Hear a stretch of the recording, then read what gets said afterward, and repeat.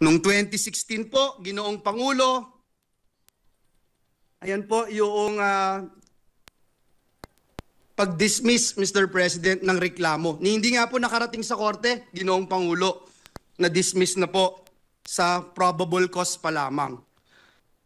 Mr. President, noong 2016, ginamit po ito, ngunit hindi nagtagumpay. Nakakuha po tayo ng 18,459,222 votes.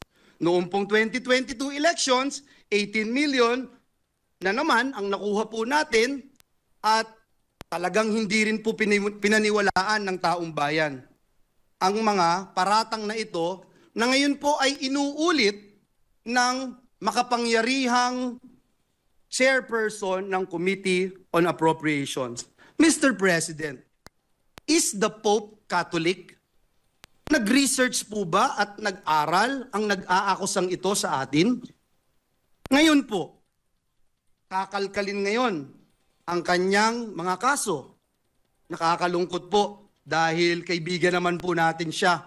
Pero dahil po pumasok siya sa away na hindi niya away, kailangan niyang magbabanggit ng mga personal attacks, kakalkalin po itong mga atraso niya sa bayan. Ito pong kumpanya niyang SunWest Corporation. True or false? Ito po ba ang isa sa pinakamalaking government contractor sa bansa?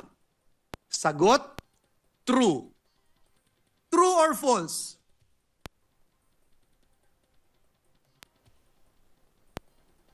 Ang korporasyon po ba niyang SunWest Corporation ay kasama dito sa kontrobersyal na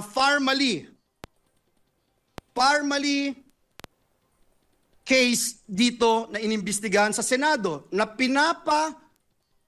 kasuhan ng Senado? The answer is true.